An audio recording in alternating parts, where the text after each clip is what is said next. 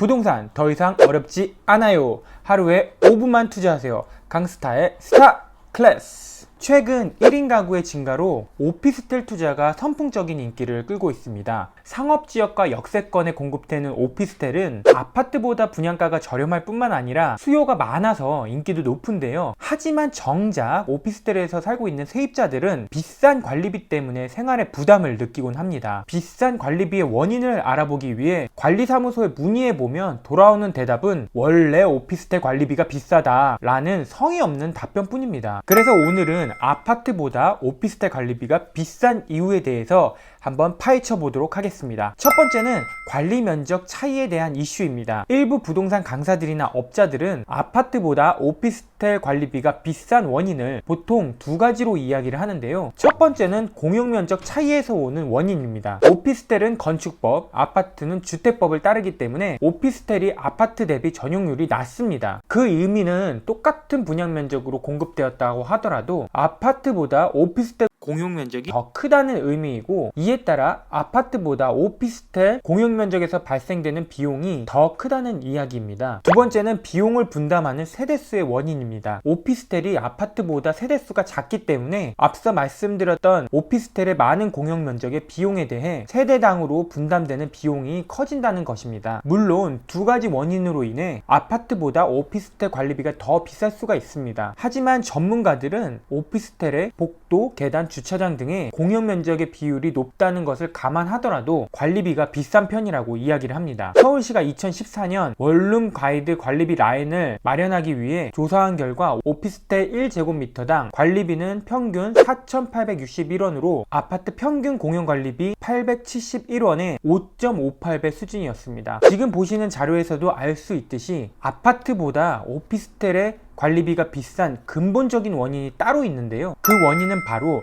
관리비의 투명성 이슈입니다. 우선 근본적인 원인을 알기 위해서는 아파트와 오피스텔 준공 이후에 관리 때 적용이 되는 법 규정의 차이에 대해 이해가 필요합니다. 아파트는 공동주택관리법에 적용을 받고 오피스텔은 집합건축물관리법에 적용을 받게 됩니다. 이 두 가지 법 규정 차이 때문에 관리비의 투명성에 차이가 나게 되는 건데요. 투명성을 해치는 요인은 크게 두 가지로 구분될 수가 있습니다. 첫째로 관리 주체가 투명하게 선정이 되었나 이고요. 둘째로 관리비가 외부 감사 등을 통해 투명하게 관리되는가 입니다. 이 두 가지 관점을 통해 아파트와 오피스텔에 적용되는 법을 분석을 해보겠습니다. 첫 번째로 아파트입니다. 관리 주체의 투명성 부분인데요. 아파트는 입주자 과반수 이상이 입주하게 되면 공동주택관리법에 의하여 입주자 대표회의의 설립이 강제가 됩니다. 여기에서 선출된 동대표를 통해서 공동주택 관리나 의사결정, 용역업체의 선정, 입주민 간의 이익 조정 등 다양한 문제를 비교적 손쉽게 해결할 수가 있습니다. 두 번째로 볼 것은 관리비의 투명성인데요. 아파트의 경우 입주자 대표 회의에서 해당 아파트를 관리할 주택관리회사를 입찰을 통해 선정하게 되는데, 선정된 관리회사는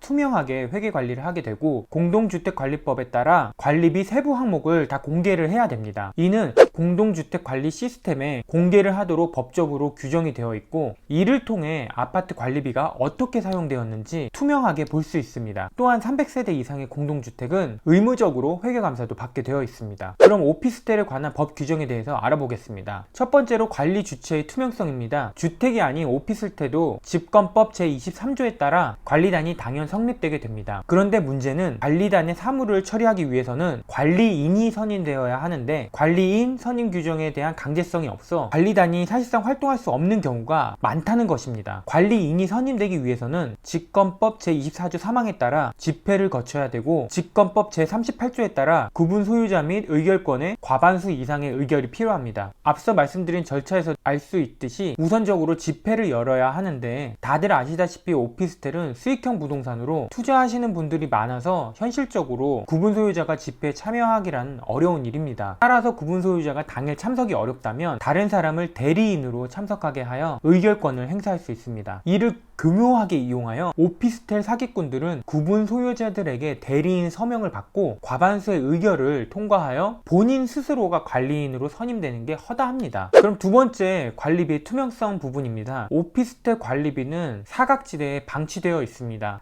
아파트에 적용되는 주택법 같은 경우 입주민이 회계 서류 열람을 요청을 하면 응해야 된다고 규정이 되어 있지만, 오피스텔에 적용되는 직권법의 경우 규약이나 연간 보고서 등에 대해서만 열람을 인정하고 있습니다. 즉 핵심인 회계장부는 들여다보기가 불가능하다는 이야기입니다. 또한 직권법에 따라서 오피스텔 입주자가 민원을 제기를 해도 행정기관이 강제로 조사할 수 있는 권한이 없습니다. 지난 2014년 서울시는 관리비 민원이 많이 접수된 집합 건물에 대해 관리비 조사를 나섰지만, 일부 오피스텔 관리소에서는 행정기관은 오피스텔 감독 권한이 없다는 이유로 조사를 거부하기도 했습니다. 이러한 행태는 다가구 주택의 집주인이 알아서 관리비를 측정하는 것처럼 오피스텔 관리사무소에서 모인 관리비가 어떻게 쓰이는지 세입자는 알 방법이 없습니다. 지금까지 법 규정에 대해서 알아봤는데요. 그럼 이 법 규정을 교묘하게 이용을 해서 피해를 발생시킨 실제 사례에 대해서 말씀드리도록 하겠습니다. 첫 번째 사례는 시행사, 시공사의 횡령 부분입니다. 오피스텔이 준공되기 전에 시행사 또는 건설사들은 준공 후에 오피스텔을 관리할 관리회사를 선정하게 됩니다. 이때 시행사나 시공사의 친인척들이 설립한 관리회사를 활용하여 자신들이 지은 오피스텔을 관리하게 합니다. 이를 통해서 준공 이후에 오피스텔을 관리할 때 부당한 이익을 챙기는데 열을 올립니다. 오죽했으면 오피스텔 분양 수익보다 관리사무소를 운영해서 얻는 부가 수익이 더 크다라고 이야기가 나올 정도입니다. 또한 입주민이 관리단을 만들어서 업체를 변경할 수 있기 때문에 이러한 관리회사들은 입주민이 관리단을 만드는 것을 목숨 걸고 방해할 뿐만 아니라 소송까지 진행을 합니다. 두 번째는 오피스텔 전문 사기꾼의 사례입니다. 앞서 이야기한 것 같이 관리인을 선임하기 위해서는 구분 소유자 절반 이상의 동의가 필요합니다. 따라서 오피스텔 전문 사기꾼들은 구분 소유자들에게 서명을 받으러 돌아다닙니다. 과반수 이상의 서면을 확보를 하면 자신이 관리인이 선임이 되어서 업체를 선정하는 권한을 갖게 됩니다. 그 이후 업체와 결탁을 하여서 각종 부당이익을 챙기게 되는데, 입주민들은 알 방법이 없는 것입니다. 이상 두 가지 사례에 대해서 알아봤는데요. 이런 오피스텔의 관리비 폭탄은 결국 이러한 사기꾼들 때문에 발생되는 것입니다. 국가적 차원에서 빠른 대책이 논의가 필요할 것이며, 더 이상 이런 일로 세입자들이 피해를 보는 일은 없어야 할 것입니다. 어떻게 지금까지 도움이 되셨나요? 도움이 되셨다면 좋아요와 구독, 그리고 알람 설정까지 부탁드리겠습니다. 그럼 지금까지 강스타의 스타 클래스였습니다.